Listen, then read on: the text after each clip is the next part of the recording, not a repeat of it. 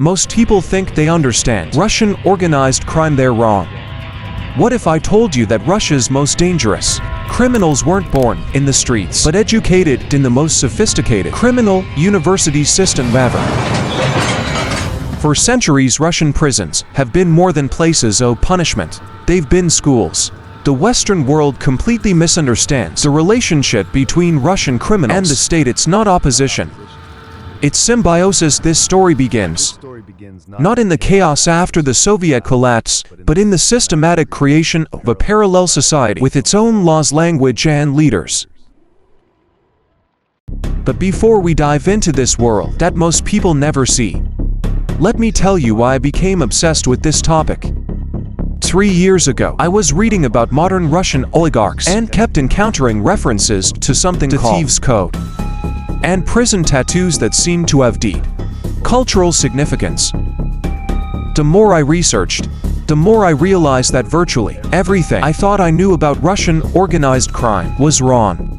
Here's exactly what we're going to uncover together. Let me take you back to Moscow in 1741, where our story begins with a man who would become the template for every Russian gangster who followed. But to understand why Vanka Kain became so important, you first need to understand the chaos that created him. Picture this: Princess Elizabeth has just seized power in a violent coup, overthrowing an infant emperor and his regent mother. When you take power through force, you face an immediate problem. You don't know who you can trust. The security apparatus of the old regime couldn't be trusted. Elizabeth needed new sources of information, new ways to control the streets. She was vulnerable. Making matters worse, Moscow in 1741 was essentially a lawless city. There's no professional police force. As we know it today, crime is rampant. Kidnappers snatch people off the streets. Thieves operate in broad daylight. Organized gangs control entire neighborhoods. Making matters worse, Moscow in 1741 was essentially a lawless city. There's no professional police force. As we know it today, crime is rampant. Kidnappers snatch people off the streets. Thieves operate in broad daylight. And organized gangs control entire neighborhoods. This is where the genius of the Vanka Kain story becomes clear. Princess Elizabeth's government faces what every authoritarian regime faces. They need information, and they need it fast. Enter Vanka Kain, a career criminal who sees an unprecedented opportunity. He realizes that the new government's desperation is his ticket to power. Here's what makes this moment so crucial to understanding modern Russia. Kain doesn't just choose between being a criminal or working for the state. He invents something entirely new. He becomes both simultaneously. Kain approaches the authorities with a proposition. He'll become their official informant and thief-taker, helping them identify and capture criminals. The government, desperate for street intelligence, agrees. They give him official credentials and the authority to hunt down his former associates. But here's where Kain reveals his true genius and creates the template that Russian criminals still follow today. He never actually stops being a criminal. What Kain created was revolutionary. He wasn't just playing both sides. He was using state power to eliminate competition while strengthening his own criminal empire. It was brilliant and terrifying.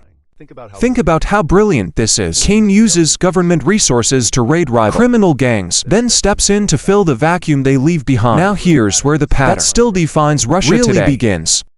Kain starts sharing his profits with the government officials who handle him, but something fascinating happens next. Something that creates a dynamic you'll recognize. If you understand how Putin's Russia really works, the officials don't just accept these gifts, they become addicted to them. Kain's solution was brilliant and terrifying. He escalates. To meet his handlers' growing demands for more expensive bribes, he's forced into increasingly dangerous crimes. But here's what's really happening. Kain is creating a criminal economy that feeds government corruption. The officials become so dependent on criminal money they can't function without it. This creates what we call systemic corruption, where the criminal and legitimate economies become so intertwined that you can't separate them without destroying both. Eventually, Kain's crimes became so brazen that even his corrupt handlers couldn't protect him. He was arrested, tried, and sentenced to hard labor in Siberia. But instead of disappearing into history, Kain became something unprecedented. Russia's first criminal folk hero. His story spread across the empire, told and retold in taverns, markets, and even noble salons. Unlike Robin Hood, who was celebrated for fighting injustice, Kain was celebrated as an honest thief, someone who was honest about being a criminal. In a world where everyone else hid their criminality behind official positions, everyone knows officials take money. The question is whether they do their job anyway. At least criminals are honest about what they are. Vanka Kain created the template, but his story was just the beginning. To understand how this criminal culture evolved into the sophisticated system that influences Russia, we need to jump forward 200 years to meet the man who would accidentally create the greatest criminal university in history. Joseph Stalin. Here's something that will fundamentally change how you think about the Soviet Union. Stalin didn't just create a system of political oppression, he accidentally created the most sophisticated criminal education and networking system in human history. Between 1930 and 1953, an estimated 28.7 million people passed through Stalin's labor camps. But here's what most people don't realize. This wasn't just a punishment system. It was a massive mixing bowl that took criminals from every corner of the Soviet Union and forced them to live, work, and survive together for years at a time. Imagine taking the most dangerous criminals from New York, Los Angeles, Chicago, and Miami, putting them all in the same facility for 5 to 10 years, and giving them nothing to do but share knowledge, form alliances, and develop survival strategies. That's essentially what Stalin did, but on a scale that dwarfs anything in modern history. But here's where the story gets really interesting. Stalin's government faced a management problem. How do you control millions of prisoners with a limited number of guards? Their solution reveals something crucial about Russian approaches to power that you'll recognize in Putin's methods today. The Soviet authorities decided to use criminals to control other prisoners. They offered gang leaders better living conditions, easier work assignments, and special privileges in exchange for keeping the political prisoners and petty criminals in line. The Soviet authorities decided to use criminals to control other prisoners. They offered gang leaders better living conditions, easier work assignments, and special privileges in exchange for keeping the political prisoners and petty criminals in line. But this created an unintended consequence that would reshape Russian organized crime forever. These criminal trustees didn't just manage other prisoners. They built networks, they shared techniques, developed common languages, and created what became known as the Thieves world, a parallel society with its own customs and power structures. The constant transfer of prisoners between camps meant that these networks spread across the entire Soviet Union. But here's what Stalin's government never anticipated, and it's the key to understanding how this system influenced modern Russia. The Gulag system created something unprecedented in standardized criminal culture. Before the Gulags, Russian criminals operated in local with their gangs. Own customs. After the Gulags, they shared a common language, common codes, and common connections that spanned an entire continent. This wasn't just about criminal techniques, though they certainly shared those. It was about creating a complete alternative society. These criminals developed their own slang called fenya, their own visual language encoded in tattoos, their own initiation rituals, and their own legal system for resolving disputes. The most important element was the emergence of the zakone, literally thieves within the law, who became the high priests of this criminal culture. These weren't necessarily gang leaders, but they were moral authorities who could mediate disputes, authorize new members, and most importantly, maintain the code that defined what it meant to be an honest thief. The most important element was the emergence of the zakone, literally thieves within the law, who became the high priests of this criminal culture. These weren't necessarily gang leaders, but they were moral authorities who could mediate disputes, authorize new members, and most importantly, maintain the code that defined what it meant to be an honest thief. Here's why this matters for understanding modern Russia. When the gulags were dismantled in the 1950s and 1960s, these criminals didn't just disappear. They took their networks, their codes, and their understanding of how to work with officials back into Soviet society. This explains something crucial about post-Soviet organized crime. It wasn't created by the chaos of the 1990s. It was unleashed by it.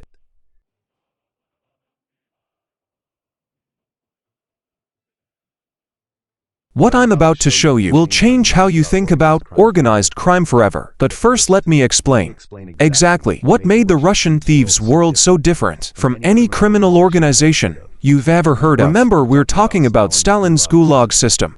Massive prison camps where millions of people were thrown together. Political prisoners, common criminals, murderers, thieves, and intellectuals. Imagine being trapped for years with the most dangerous criminals in the Soviet Union, minimal guard supervision and virtually no official protection. In this environment, you had to choose: become a victim or find a way to survive. The smartest criminals realized to survive Van thrive. They needed to create their own system of order, their own rules, and their own protection networks. What emerged wasn't just a criminal gang, it was a complete parallel civilization. The Russian thieves' world, called Vorovsky Mir, operated like a sophisticated society with clear social classes. At the top were the Vori zakone, literally thieves in law, who were like criminal nobility. Below them were regular criminals, and at the bottom were the mujiki, ordinary prisoners who could be victimized freely. But here's what's fascinating. The Vori zakone lived by an almost monastic code. They couldn't work in the camps, couldn't serve in the military, couldn't pay taxes, and couldn't cooperate with authorities in any way. They had to maintain complete separation from legitimate society. Breaking these rules meant death or expulsion from the brotherhood. Russian criminals developed their own complete language called Fenya that allowed them to communicate without being understood by guards, political prisoners, or even regular criminals who weren't part of their inner circle. Let me give you some examples how sophisticated this was in Fenya. Work meant crime because legitimate work was forbidden. To the Vori, business meant criminal operations. Law referred to their criminal code. Not Soviet law. A meeting was a criminal court session.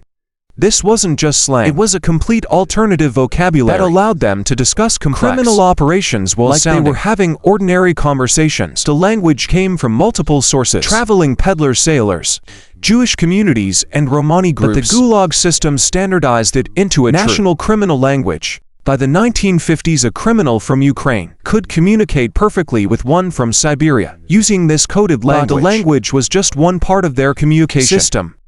These criminals also developed a visual language encoded in tattoos that functioned as a complete resume, legal record, and social status indicator all in one. Let me decode some of these for you. Stars on the chest. This meant you were a VOR zakone, criminal royalty. Only the highest-ranking criminals could wear these. Stars on knees. These meant I will never kneel before anyone, a sign of absolute defiance toward authority. Shattered shackles on ankles. You had successfully escaped from prison. A badge of honor. Onion-domed churches. Each dome represented a completed prison sentence. More domes meant higher status. Specific hand tattoos. These indicated your criminal specialization. Cat burglar, armed robber, con artist, etc. The exclusivity of these was enforced through extreme violence. If guards found a regular prisoner wearing unearned tattoos, the Vori would execute him. This created a reliable system of criminal identification that worked across the entire Soviet Union. Here's where this gets really fascinating. The thieves' world had its own legal system that was actually more consistent and reliable than the official Soviet justice system. They had formal courts called skotkas, where disputes were settled, new members were initiated, and punishments were decided. These weren't informal gatherings in prison cells. Major skotkas attracted 200 to 400 participants from across the Soviet Union.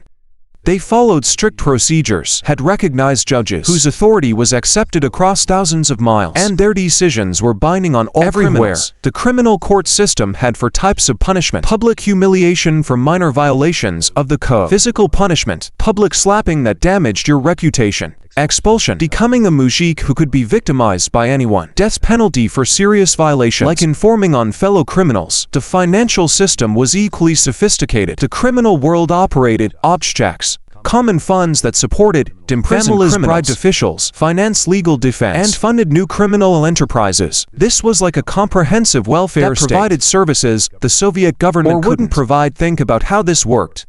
When a VOR was imprisoned, his family was automatically supported by the Obshok. When he needed legal help, the fund paid for it when he was released. He had startup capital for new crimes. This system ensured loyalty and continuity across generations. But here's what makes this system truly remarkable and why it had such a lasting impact on Russian society. This criminal culture created something that the Soviet government never managed to achieve: a truly unified subculture that transcended ethnic, regional, and class boundaries. A Georgian criminal could meet a Siberian criminal and immediately understand his entire background, status, and capabilities just by looking at his tattoos and listening to him speak. They shared the same values, followed the same rules, and recognized the same authorities. The thieves' world succeeded in creating cultural unity where Soviet internationalism failed. Most importantly, this system created what scholars call institutional memory. Unlike other criminal organizations that might disappear when their leaders were arrested, the Thieves' world preserved its knowledge, customs and connections across generations through formal initiation rituals that transmitted cultural knowledge, oral traditions, preserving criminal history and legal precedents, tattoo systems that encoded cultural information on the body, language systems that maintained group identity across decades, court systems that enforced cultural continuity. This means a criminal code developed in the 1930s could be perfectly preserved and transmitted to new criminals in the 1970s or 1980s. The culture was self-perpetuating and self-preserving in ways that legitimate Soviet institutions weren't. This explains something crucial about Russian society that most outsiders completely miss. When Westerners encounter Russian business practices that seem corrupt, or see relationships between Russian officials and criminals that appear obviously improper, they're seeing the influence of a parallel that has operated by its own for nearly a century. Even ordinary Soviet citizens developed networks of informal connections used to bypass official channels and obtain goods and services. These networks operated on the same principles as criminal personal networks. Loyalty, reciprocal obligations, and systematic rule-breaking became survival skills. When the Soviet system collapsed in 1991, the official institutions disappeared almost overnight. But the criminal culture, with its institutional memory and established networks, survived and adapted the same codes, relationships, and organizational structures that criminals had perfected in the Gulag became templates for post-Soviet business and politics. This explains why understanding this criminal culture is so crucial for understanding modern Russia. The patterns, relationships, and codes that were developed in Stalin's prison didn't disappear. They evolved and spread throughout Russian society. And nowhere is this more evident than in the rise of Vladimir Putin himself. Now we come to the part of the story that explains everything about modern Russia that seems confusing or contradictory to outside observers. When the Soviet Union collapsed in 1991, two things happened simultaneously that would reshape not just Russian organized crime, but Russian society itself. First, the economic chaos of the transition created unprecedented opportunities for capital connections and the willingness to operate outside the law. Second, the sophisticated, criminal networks that had been developing for decades in the Thieves' world suddenly found themselves in a world where their skills were not just useful but essential for survival. But here's what most analyses of this period miss, and it's crucial for understanding Putin's Russia. The successful criminals weren't the traditional thieves in law who maintained their old codes. The winners were those who adapted the organizational skills, networking abilities, and understanding of corrupt systems that they had learned in the Thieves' world to the new capitalist environment. This created a new class of criminal entrepreneurs who understood something that most legitimate business people didn't. In the new Russia, success required mastering the same skills that had defined the Thieves' world for decades. You needed to build personal loyalty networks, understand how to work with corrupt officials, and maintain the flexibility to operate inside and outside the law as circumstances required. Many of the oligarchs to emerge in the 1990s weren't traditional criminals, that they operated using principles that the criminal world had perfected. They understood that in Russia, personal loyalty is everything, and the distinction between legal and illegal is often less important than the distinction between profitable and unprofitable. But then something happened that would change everything again. And it reveals the most important connection between this criminal history and modern Russian politics. When Vladimir Putin came to power, he didn't eliminate the influence of organized crime on Russian society, he institutionalized it. Putin, a former KGB officer, understood the criminal organizational principles and adapted them for state power. Look at how Putin's government actually operates, and you recognize patterns directly from the Thieves' world. There's a clear hierarchy of authority figures who command personal loyalty rather than institutional respect. There are informal codes of conduct that are more important than formal laws. There's a system of abstracts, common funds that benefit loyal members of the inner circle. And there's a clear understanding that loyalty to the group trumps loyalty to abstract principles. The relationship between Putin's and government Russian oligarchs follows the exact same pattern as the relationship between Vanka Kain and his government handlers 300 years ago. The oligarchs provide resources and services to the government, and in return they receive protection and privileges. Neither side can exist without the other. And both understand that this arrangement requires constant management and occasional sacrifices. This is why Putin's Russia confuses Western observers who expect clear distinctions between government and criminal activity, between legal and illegal business practices, and between state interests and personal interests. Those distinctions never really existed in Russian culture the way they do in Western societies. Understanding this history explains everything. From why Russian businesses operate the way they do internationally, to why sanctions often fail to change Russian behavior, to why Putin maintains such strong support among Russians who understand these cultural dynamics intuitively. So let me bring this all together and show you why. This history matters right now. What we've traced is the evolution of a parallel culture that has influenced Russian society for over 300 years. From Vanka Kain's Moscow to Putin's Kremlin, the pattern has remained remarkably consistent. Successful power in Russia requires understanding how to work both sides of the law, how to build personal loyalty networks, and how to manage the relationship between authority official and unofficial influence. This explains so much about modern Russian behavior that confuses Western observers. When you see Russian oligarchs operating in New York in ways that seem obviously corrupt, you're seeing the application of cultural patterns that have been refined over centuries. When you see Putin's government making decisions that seem to prioritize personal loyalty over institutional effectiveness, you're seeing the influence of codes that were developed in Stalin's prison camps. Most importantly, this history reveals that Russian organized crime was never separate from Russian society. It was an alternative version of Russian society that developed its own institutions, preserved its own traditions, and ultimately influenced how power operates at every level of Russian culture. If you started this video thinking that Russian organized was just another version of the mafia, or that Putin's Russia could be understood using the same frameworks applied to Western democracies, you now understand why those approaches miss the point entirely. You've gained insight into a cultural system that most people, including many experts, never see clearly. You understand the historical continuity that connects an 18th century gangster to 21st century Russian oligarchs. And you have a framework for understanding Russian behavior that will help you make sense of news, events, business practices, and political developments that might otherwise seem inexplicable. This is just the beginning of understanding how historical criminal cultures influence modern politics and economics. If this changed how you think about Russia, let me know in the comments what surprised you most. I read every single one, and your insights often spark ideas for future videos. And if you want to explore more hidden histories that explain modern geopolitics, hit that subscribe button.